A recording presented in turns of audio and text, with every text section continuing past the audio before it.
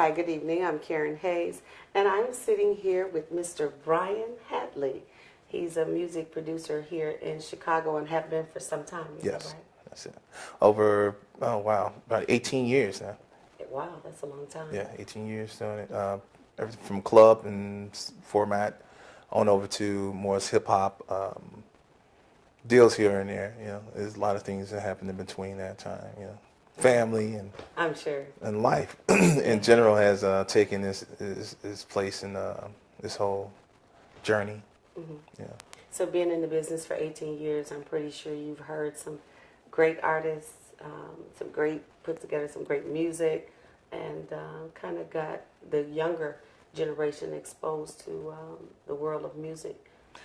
Yeah, I had my pleasure to be involved with a few hot projects, and I had a chance to look at a lot of artists that started young and actually catapult themselves into a place to where they're comfortable. It's a few artists. It's a couple that I really enjoy working with because of their work ethic. But for the most part, yeah, it's been it's been great seeing the development of how a young artist develop into a major and a mature artist. A great artist, Yeah. yeah. Now, in that 18-year period, at what point in your career did you actually engage or encounter with Alexa Mitchell Green, Mitch? Oh, this was 94, between 94 and 96. We did a lot of recording in Lombard at Poverty Studios. And he would come down, he came down with a younger artist than him. I guess he was mentoring at that particular point in time. And they were recording. I found Mitch, to be someone that had the drive, that had the determination. He wanted to get things done. I think his ideas were way beyond His time. yeah, way beyond this time because the you could see it. You could see it in his eyes. I mean, his whole logic of where he wanted to go, and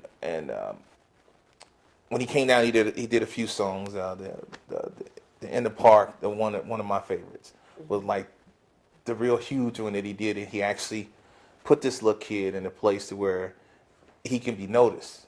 I mean, the lyrical content, everything that's just surrounded that song was beautiful. And So at that point, he was mentoring a younger child, yes. a younger guy, kid. Now, In the Park that you're speaking of, was that a song that Mitch wrote for the younger artist? I believe or was so. that one of Mitch's actual songs that he it was a song that he actually wrote and he actually was featured on. Okay. So it was a real good song. It was a great song, and I enjoyed listening to it.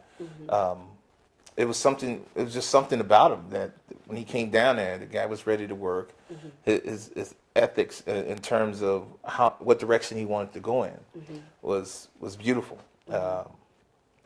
It was just extraordinary. Yeah, I mean, I'm trying to find the words to really put it in place, but I mean, that guy staying consistent. When he came down there, and he did what he's supposed to do when he had the younger artists down there to do that particular song. So I'm sure when you're working with artists that are up and coming and you look for that factor that want to give you that drive to really push, what are some of the qualifications that you look for that you saw in Mitch, other than the fact that he was a great example, apparently, because he was mentoring someone else? It's two things that drives me. The first thing is your work ethic. If you come down there and you know what you want to do and how you want to set it up, and you put in the time to practice before you got down there, that drives me because I know now that you're focused and you're ready to get the project done. The second thing, your creativity. When you come down, you create. You're not just back there saying a few words, a bunch of words, putting some words together and throwing it down on tape. You're actually being creative with what you're doing, and that was something about Mitch. He knew how to place the right emphasis on song, on an enunciation of words to give that song life, and that's I believe that's what made things beautiful about what he done. it was just each time he came down, it was great to see him. You know, he put a smile on my face when I see him when he gets in that booth, and because I know he's somewhere where he wants to be, and it's like a peaceful journey in the place from where he's at. So when he was there with you during that time, what type of perception did you have of him? In addition to his being very creative, being very spoken, did you find that the choice of lyrics that he was using kind of described him, or what kind of feeling did you get?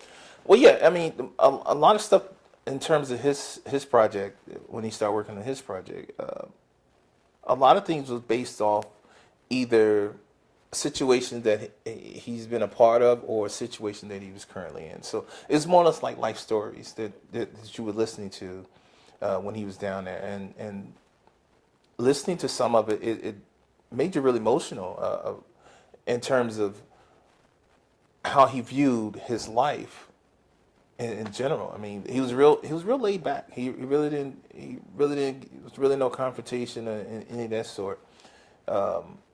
He listened, and he gave his viewpoints when it is needed, and as it was needed. He had no problem voicing his opinion on what he wanted to do. I think he may have felt some restraints in terms of what he really wanted to do and how he wanted, but he worked around that and created, you know, masterpieces in my eyes that really put in place where he was at that moment in time. Today we're talking with Alexton Mitchell Green. He's been living on the street for how long now? 5 years. 5 years. And I just want to kind of see where you are today, and let me know what's going on with you. I like to get a job, You would like to get a job. take care of my child. I have a 15-year-old daughter. She's 15 now. Oh, okay. So you do stay in touch with her? Yeah. Okay. So you've been out on the streets now for 5 years. What brought you here? Why did you choose this lifestyle? Because I didn't catch him when he was actually doing the Prince Aladdin thing. Okay. This is like after that point. Excuse me. And I believe during that particular process, I think he was trying to find. He was in. I want to say he was in a growth process, because what he was doing before was totally different where he became when he actually got there. So I think he was in more or less a growth process, and the music, the diversity in music was changing. A lot of the talents that were out there when he initially started, a lot of that has changed over the direction of the 90s, because the sound, the style, and everything changed dramatically from year to year at that point. But good music during the 90s were there. I think he was trying to find that niche. He had an ideal, he ran with it, he tried it, and if it worked, he traveled that particular path. Yeah, always. I mean, when he came down and he got up into that booth, and to hear him actually flow the way that he did, I'm always open to something that's different, because anything that's manufactured and stays consistent with what's already out there, it gets boring. But when he came down, it was something that was totally different. A lot of people wouldn't have tried what he actually tried. And the thing about it is that it worked for him. And if given the perfect opportunity, I believe it would have blew. It would have went farther than it went farther than what he can actually imagine. What do you think hindered him from becoming this great big star? Because if you think about the time where he was and how music is now, I do hear that some of the artists do throw God in there, and they put some spiritual lyrics in their raps and things. And as you said, he was well before his time. So what is it that you think, in your professional opinion, that prevented him from going to that plateau where all of the artists are today, using that same format? Because it wasn't very prevalent then. No. The one thing I think that actually maybe sidetracked him a lot is the wanting to be loved. Good. Good. So it looked like things are turning around for you? Yeah. Yeah. I'm glad to hear that. But let's go back a little bit prior to you leaving your mom's house. What state were you in then? Were you doing okay? Did you have a job? I lost my job because it was hard for me to get to it. Mm-hmm. Transportation. And I don't know, I felt alone.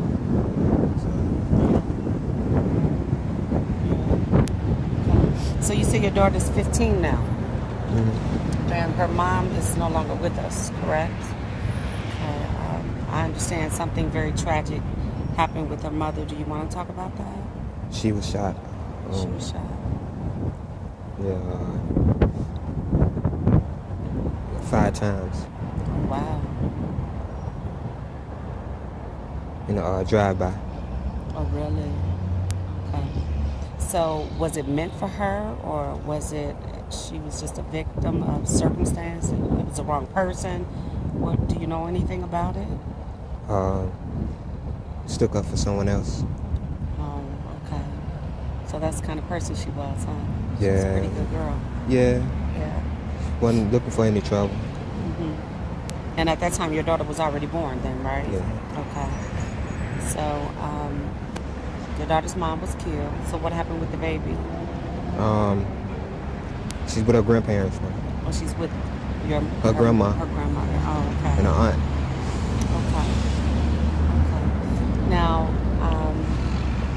I remember just shortly before that, you were into a career that was pretty vibrant at the time. You like to rap. Is that what you called it?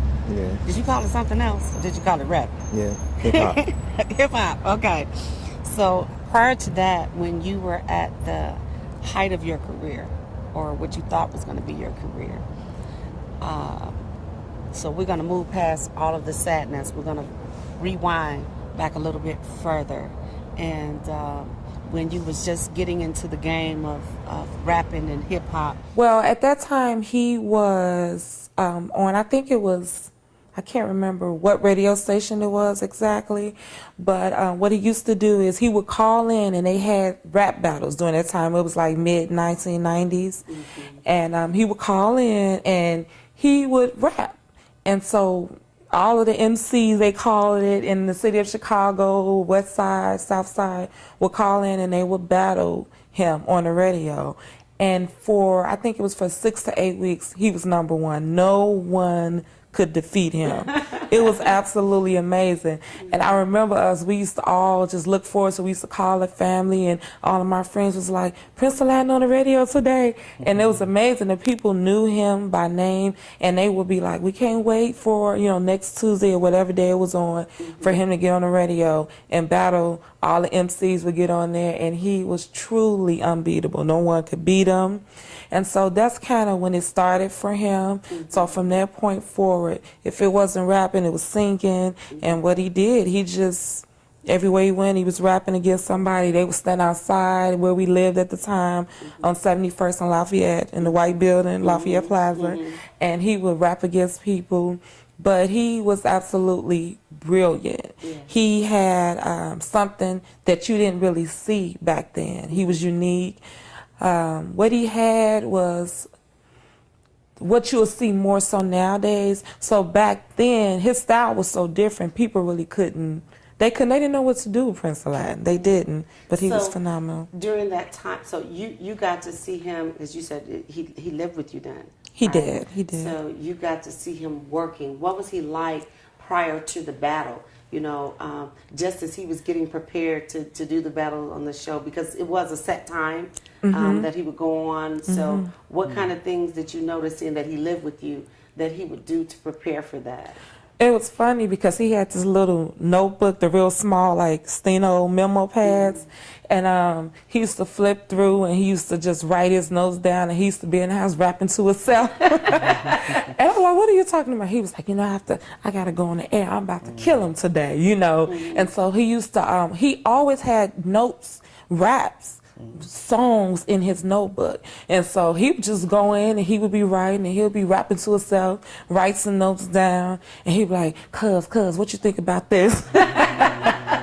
And so he used to sometimes kind of practice, and we used to be like, oh, that's cold, oh, they not ready for you, cuz, so we used to that's kind of what he did to prepare himself for the rap battles. But it was a big deal. Yeah. Did he ever seem nervous? Was he excited? What was his He feeling? was excited and nervous. No, not Prince Alladin. I mean, he had this confidence about himself that he knew that he was good. He knew that he had something that you really didn't see. It was fresh. It wasn't like other rappers. And so he wasn't nervous. He used to feel like, I'm going to kill it. And he did. He did. And more like at the height of your, what you thought was going to be your career. And you were into rapping, hip-hop, doing your own thing. I hear that you were pretty talented. Yeah? Yeah, so still. You wrote your own lyrics? Yeah. And where did you get the lyrics? I mean, where did it come from? Was it something that you were going through, or Yeah, how it is out here. how it is out in the streets? Okay. But during that time, you were living with your mom, so you weren't necessarily living out on the streets, right? But when you were out with your friends, what you saw, what you heard, the environment, is that what you're saying? Yeah. Yeah. Okay. Can you tell me about some of the lyrics that you wrote about? Yeah, mostly hardcore.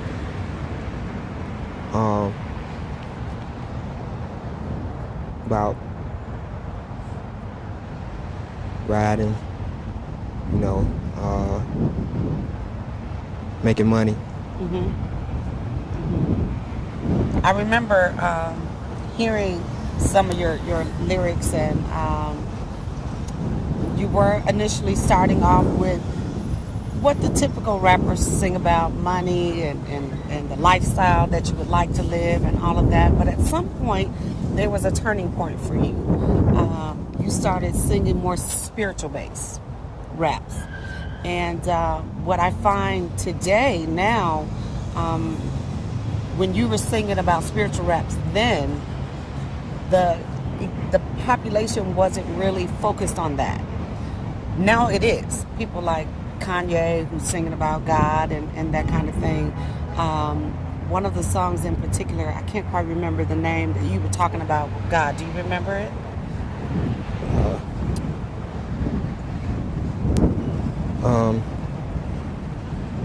Surviving.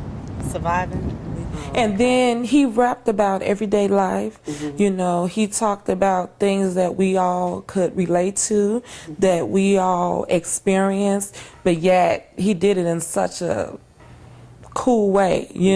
He did it in such a way that you were like, oh, I never would have thought of that, but yet it was a good, he was at a good place. He really was. So you guys had a really close relationship.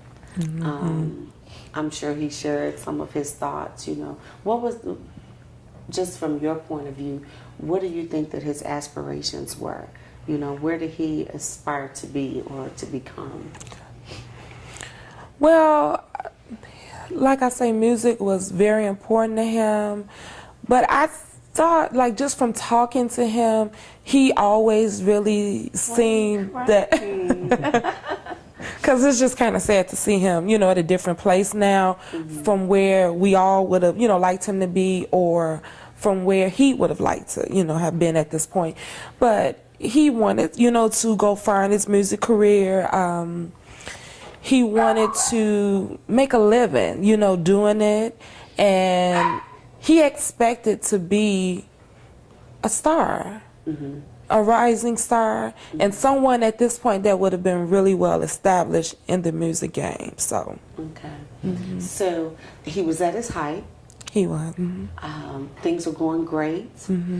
From what I understand, it went from the battles on the radio to other things, stage performances, engagements, out of town showings, and you were able to be a part of all of that. At what point did it start to change? That's a very good question. It had to be like maybe the last, would you say 10 years or so maybe? I don't know. It just seemed like one day out of nowhere, something happened. And to this very day, we don't know what that something was. He changed. No one knew how to bring him back from that point. And it's still a mystery to me, being a very close cousin to him, having that very, tight bond that we had, and for him to just change and not really know why, know how, know what transpired to get him to that point. Okay. Well, Andrew, I understand that you had a different role in Prince Alladin's life. So it had to be sometime after his relationship with Tammy, and when he was at the height of his career, and then he started to spiral downward. At what point did you guys meet? Well, Mitch and I, Prince Alladin, I didn't know Prince Alladin. When I met him, everybody referred to him as Mitch, This was at the point where I was, as the old people would say, courting my wife. And so to get to her, he was kind of like my way in. So I kind of used him, but a friendship developed. I may have gone in thinking one way, that I'm trying to, get close to your cousin, but in the midst of all of that, a friendship developed, and I found a brother, because I've never been the type to really have a lot of close friends, because I felt like people, not that I'm so high or anything, but they just weren't on my level, because my thought pattern was different, and what I saw for myself was different. I had goals, I had dreams, and I'm in love with music. I'm a musician. I like to write, I like to sing. So to find somebody who shared those, had those same goals and those same aspirations, we just instantly clicked. So when I met him, I wouldn't say he was spiraling down, but he wasn't, battling on the radio and doing performances and things like that. When I met Mitch, he was getting into the church. Oh, great. So he was deep into praying and deep into studying the Bible. So that was another thing that we just instantly clicked, because I was a church boy. So he would come in and he would sing with the choir, and he would show me different things about harmonies and about writing songs. Wow. And just about, things that I never really understood, he could just instantly explain. Like my wife said, he was just brilliant in his gift. Writing raps, writing songs. We sang together in the church, we wrote songs together and things like that. And just to see him in his element was fantastic. It was like, wow. It was just a wow experience. So it wasn't necessarily on the downslope. Right. It was more or less him shifting gears. It was a transition. So he had pretty much decided, okay, the rap thing is not working for me. Absolutely. I kind of fell off and lost my stride there. So let me go to God and see what I need to do to work on me. Yeah. So that's when you came into his life. He was more focused on the church. Now, you said you guys sang together. Did he write any songs? Absolutely. For you? Okay. He wrote a song, and I was actually thinking about the song earlier today. For some strange reason, I didn't even know that I would be sitting with you doing this interview. I couldn't remember the title of the song, but I just remember some of the words that he had written. And like she said, it's like his lyrical content was just here. You know, it wasn't typical. It wasn't what you heard Absolutely. on the radio. It wasn't what everybody else was saying. It was deeper. It was something that meant something to Mitch. It meant it was his heart. You know, he was pouring his heart out on paper and over the microphone. He wanted the world to know. You know, one of his verses said, oh my God, I was singing it earlier. He was saying something about, I have so much to give. It's more than money. I want to show what love is.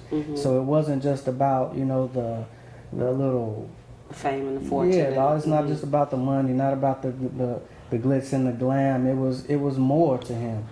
You know, and I think that's why, you know, he had some struggles because he took the thing very seriously. He took it when he got into the church, he got all the way in the church to the point where, you know, we would pray together, we would study together. I mean, it was a bond like no other, and I've never had a friend like that, even to this day.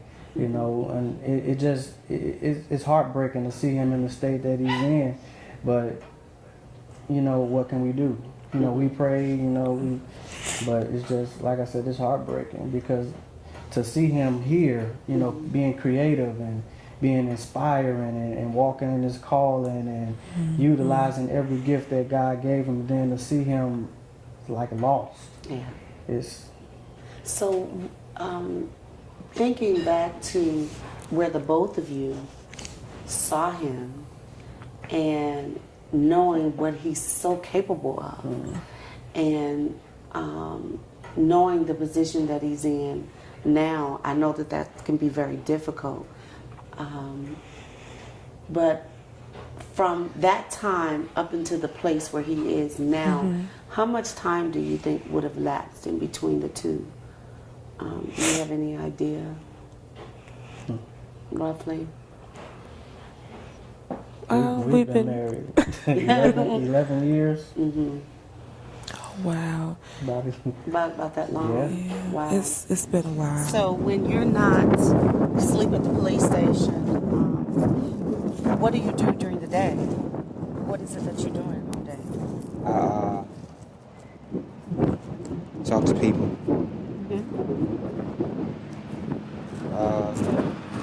I eat.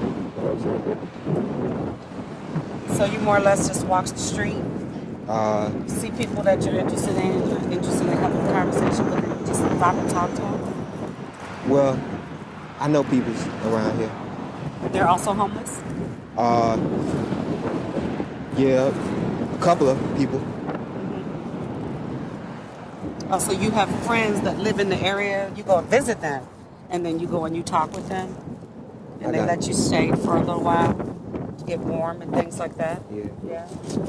Okay. I got hookups, you know,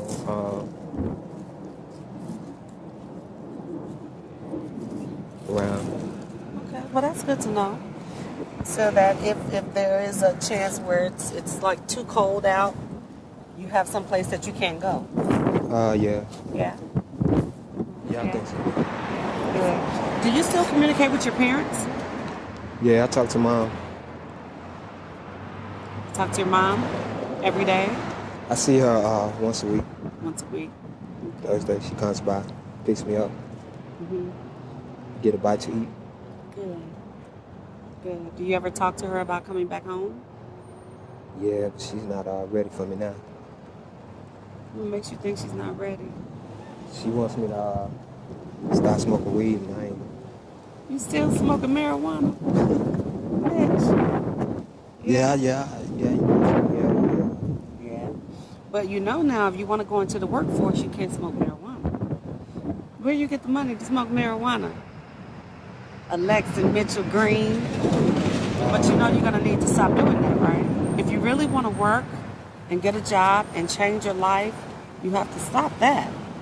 Because most of these businesses, including the local restaurants, they're going to want a drug test, and you can't have marijuana in your system. So if you're really committed to changing your life, you're going to need to stop smoking marijuana. You know that, right? Yeah? So I know that you don't want to continue to do this. You're how old now? I'm 34. 34. You don't want to continue to live out on the streets. I know, do you? No, no. No? Okay, so that means you're going to have to change some things.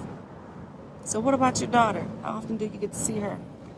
I see her like once or twice a year. Once or twice a year. For what Like occasion? on her birthday. Her birthday. Christmas maybe. You go and see her Yeah. at her grandparents' house? Well, only thing I can say to you, Mitch, you know, if you want your life to change its path, you're going to have to change some of the things that you do, Okay. you know. I enjoyed watching you in church service on Sunday. I know that the pastor has given you a task to kind of get you back into the flow of writing your music again.